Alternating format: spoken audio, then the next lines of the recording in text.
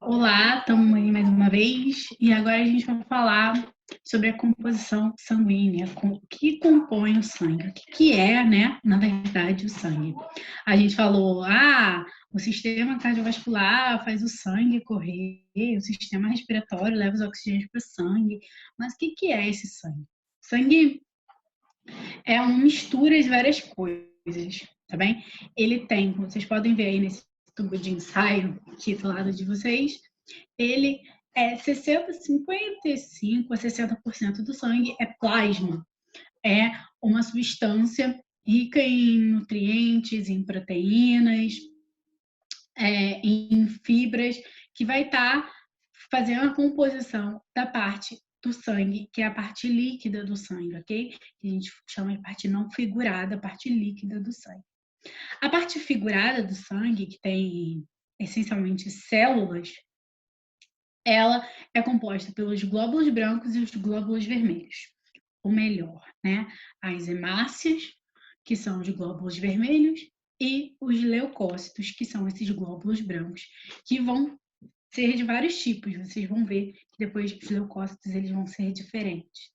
Os glóbulos vermelhos, eles vão servir para poder estar transportando os gases respiratórios. As hemácias, eles são os que transportam esses gases respiratórios. O oxigênio e o CO2 e o gás carbônico vão lá se ligar a essas hemácias para poder serem transportados no sangue. Eles não podem ser transportados livremente lá dissolvidos só no plasma. Eles têm que ser transportados dentro dessas células, tá bem? Porque, por exemplo, o oxigênio ele é muito reativo, então se pode sofrer um processo de oxidação muito mais fácil, que isso tudo danifica o nosso organismo. Então ele tem que ser transportado dentro dessa célula. Já os glóbulos brancos são as células de defesa do nosso organismo. Eles vão ser vários, cada um com a sua função de defesa. Um tem função de sinalizar, o outro tem função de englobar o micro-organismo, mas todos eles vão estar na defesa do nosso sangue. Então, o nosso sangue é essa grande mistura de plasma e elementos figurados, tá? E células sanguíneas. Voltando só um pouquinho, no plasma a gente também tem uma coisa muito importante que são as plaquetas. As plaquetas, elas não são células, elas são fragmentos celulares e elas atuam na coagulação sanguínea. A gente vai ver aqui mais para frente. Mas antes da gente entender o que é cada uma dessas partes do sangue, a gente tem que saber da onde ela vem, né? De onde vem o sangue. A gente sabe que todas as células se renovam e as células do sangue não é diferente. Existe um lugar onde elas nascem e depois elas vão para a corrente sanguínea. Esse lugar onde elas nascem é na medula óssea vermelha, que fica dentro dos ossos longos, tá? Como o fêmur, a tíbia, o húmero. Esses ossos longos, eles têm uma medula ali na parte dele, no meio, onde tem células tronco. Essas células que estão ali, elas são totipotentes, elas podem se transformar em outras células, ok? Essas células que estão ali, elas vão virar ou hemácias ou leucócitos, ou se fragmentar e virar plaquetas. Então, todas as células do sangue se formam nessa medula óssea vermelha. E é dessa medula que se fala quando a gente fala de transplante de medula óssea, não da medula que fica, não medula espinhal, que a gente chama que fica aqui na nossa coluna vertebral, mas dessa medula óssea que fica dentro desses ossos longos que a gente tem. Tá? Que lá são formados esses elementos figurados do sangue, essas células do sangue. Cada uma passa por seu processo, por exemplo, a hemácia ela é uma célula tronco, uma célula normal, e aí é retirado o núcleo dela, e aí ela corre no sangue, e aí um tempo, mas como ela está sem núcleo, ela não sobrevive muito tempo, então o tempo de renovação da hemácia é mais ou menos de 120 dias. Os leucócitos, eles também vão sofrer por processos, um vai ter mais uma enzima digestiva, outro vai ter uma capacidade de captura, mas como qualquer outra célula do corpo que foi diferenciada lá no processo embrionário, essas também vão ser diferenciadas para cada uma realizar a sua função. Só que não no processo embrionário, elas estão se formando o tempo todo no nosso corpo, tá? Agora vamos falar das células especificamente, começando com as hemácias. A hemácia, o glóbulo vermelho, o eritrócito, ela tem vários nomes. Mas a função dela é o que é importante, vocês saberem o que ela faz, né? Ela pode ser chamada desses 3 nomes, mas o que ela faz? Ela faz esse transporte de gases. Vocês podem ver, aqui está a entrada do oxigênio, e aí ela vai carregar esse oxigênio pelo nosso corpo. Quando chegar num tecido específico, esse oxigênio vai passar de dentro da hemácia para o meu tecido, para dentro da célula do tecido, ok? Essa hemácia é formada por uma proteína chamada hemoglobulina ou hemoglobulina. Essa proteína, ela é muito importante, porque ela que vai ter uma substância, o ferro. Por isso que o ferro é tão importante, por isso que a ausência de ferro pode causar anemia, que é um problema nas hemácias, né? Anemia de ferro. Existem vários tipos de anemia, a gente já vai ver isso. Mas essa proteína, essa globulina, ela vai ter um complexo de ferro que vai dar, que é o que vai segurar esses gases respiratórios, essa ligação entre o ferro e esses gases respiratórios, que vai fazer a hemácia carrear esses gases que vão estar no nosso organismo. E é esse ferro que dá cor avermelhada ao nosso sangue. Esse ferro, que não é um ferro normal, que é o ferro que a gente vê nas paredes, quando o nosso material não é esse ferro prateado, é um ferro mais 3, é um ferro ferroso, que a gente chama, é um ferro mais avermelhado. É o mesmo ferro que a gente encontra na superfície de Marte, por exemplo. Por isso que é chamado de planeta vermelho, tá? Assim como o nosso sangue vermelho. E as nossas hemácias vão fazer esse carregamento de gases. Agora, o que é anemia? Aqui embaixo a gente tem essa imagem de um tipo de anemia que é chamada anemia falciforme, que é quando as hemácias não vão ter essa forma redondinha, bonitinha, que faz com que elas corram livremente pelo sangue. Vão ter essa forma de foice, essa forma meio de meia-lua, né, na verdade, e essa meia-lua vai ficar presa nos vasos, obstruindo esses vasos e impedindo o fluxo sanguíneo. É uma doença genética. Esse é um dos tipos de anemia.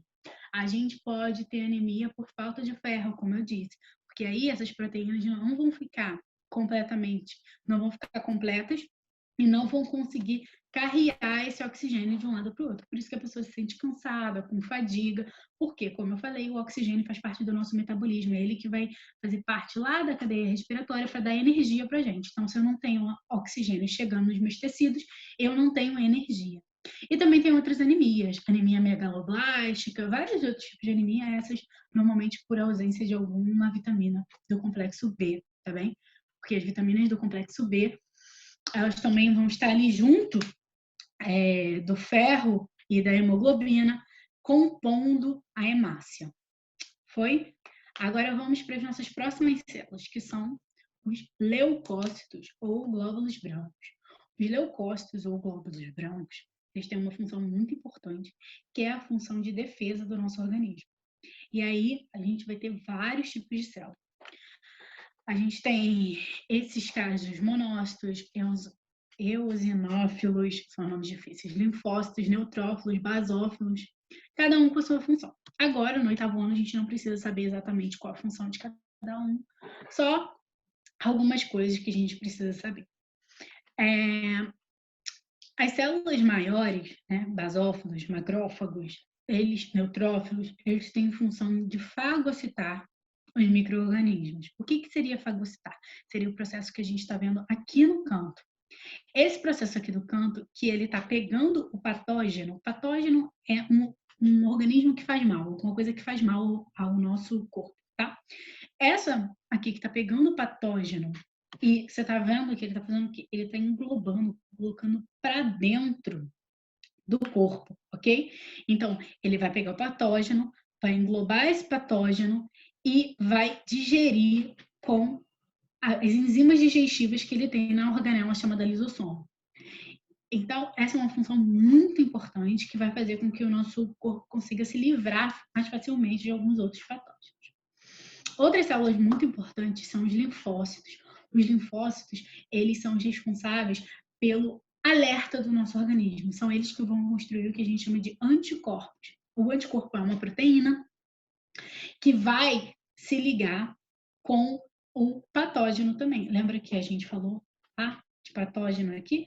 Mas como é que o meu macrófago, o meu neutrófilo, vai saber qual é a célula que ele tem que englobar?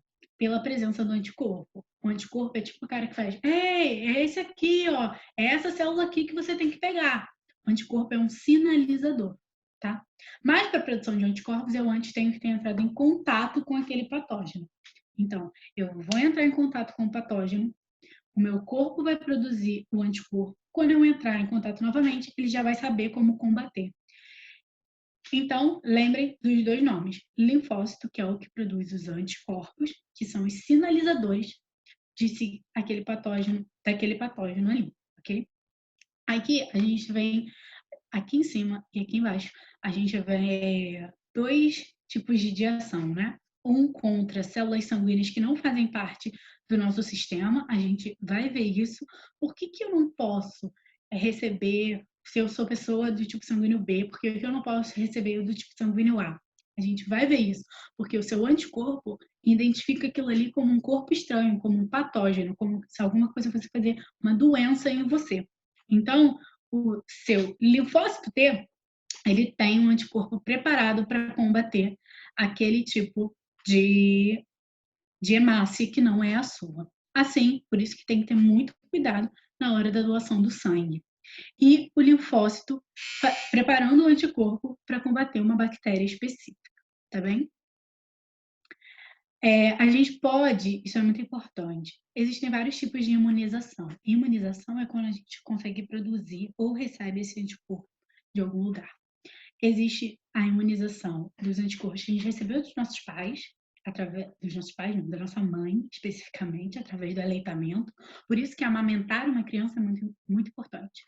Porque a mãe passa, através do leite, os anticorpos que ela tem para aquela criança.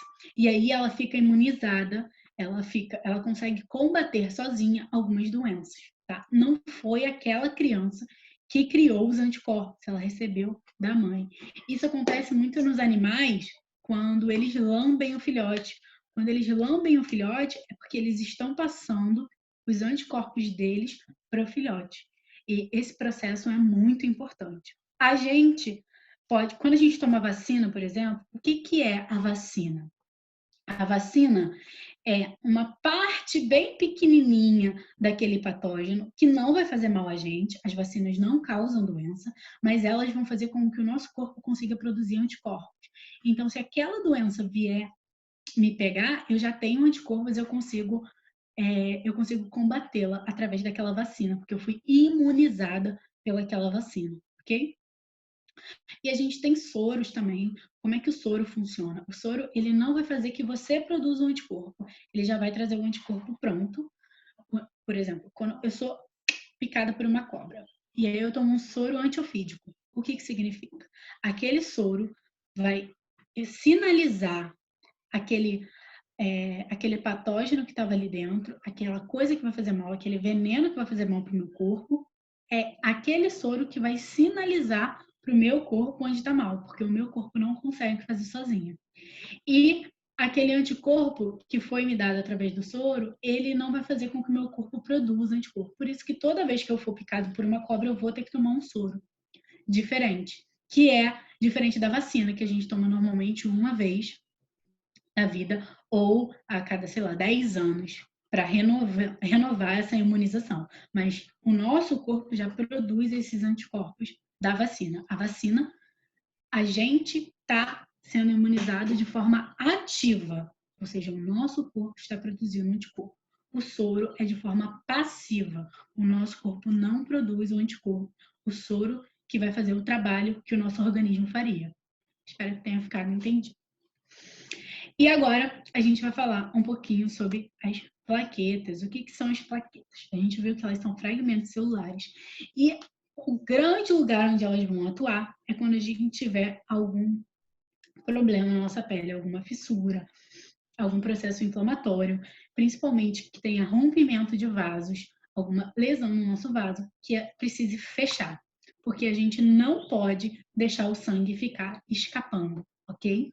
Nosso sangue não pode ficar saindo para sempre. Então, a gente tem essas plaquetas que vão se unir junto com fibras e vão formar um coágulo, que é como se fosse um tampão daquele buraco. Eu abri o buraco, ela vai lá e vai tampar, vai fazer uma malha de plaquetas com fibrinas para poder coagular. Lembra por que é coagular o sangue? É porque forma um coágulo. Ficou entendido, pessoal? E agora a gente vai falar um pouquinho sobre grupos sanguíneos, tipos sanguíneos, dentro do sistema ABO. O sistema ABO é que vai dividir as pessoas em tipo sanguíneo A, B, AB e tipo O. Paula, o que é de diferente dessas pessoas? Essas pessoas do tipo A, B, AB principalmente, elas têm uma proteína na superfície das hemácias dela, que é chamada de aglutinogênio. Essa proteína na superfície das hemácias é chamada de aglutinogênio. Ela vai identificar a pessoa como tipo A, tipo B, tipo AB. Vocês podem ver aí na imagem que o tipo A tem bolinhas na superfície da hemácia, o tipo B tem como se fossem chifrinhos, o tipo AB tem chifrinhos e bolinhas, e o tipo O, ou tipo 0, não tem nada na superfície das hemácias. Então, os tipos sanguíneos, eles vão ser determinados pelo aglutinogênio na membrana, tá? Na superfície das hemácias. Então, se eu tenho aglutinogênio do tipo A, eu sou tipo A, ok? Se eu tenho aglutinogênio A, eu sou tipo A sanguíneo. Se eu tenho aglutinogênio B, eu sou tipo B sanguíneo. Se eu tenho aglutinogênio A e B, eu sou tipo AB. Se eu não tenho nenhum aglutinogênio, eu sou tipo O ou 0, tá? Não tem nada, é como se lisinha. E aí, qual é a grande questão? É porque os tipos sanguíneos, eles vão produzir anticorpos contra os outros tipos. É como se eles identificassem aquele aglutinogênio do outro como um patógeno para ele, ok? Patógeno, lembra, pode causar doenças. Então, o que acontece? Quando eu tenho tipo A sanguíneo, ou seja, eu tenho aglutinogênio do tipo A, eu vou produzir um anticorpo, ou melhor, aglutinina do tipo B. São nomes complicados, mas não é difícil. Eu tenho aglutinogênio e produzo aglutinina contra o outro. Então, se eu sou tipo A, eu produzo contra o B. Então, eu sou tipo A, então eu tenho aglutinogênio A e aglutinina anti-B. Foi? Então, tipo A, aglutinina anti-B. Tipo B, eu tenho aglutinina anti-A. Ou seja, eu não posso ser uma pessoa do tipo A e receber sangue da pessoa do tipo B, porque o meu corpo vai combater aquele sangue. Aquelas células que vão entrar minha corrente sanguínea vão ser combatidas, e isso é um problema muito grande, porque isso vai coagular, lembra a formação de coágulo?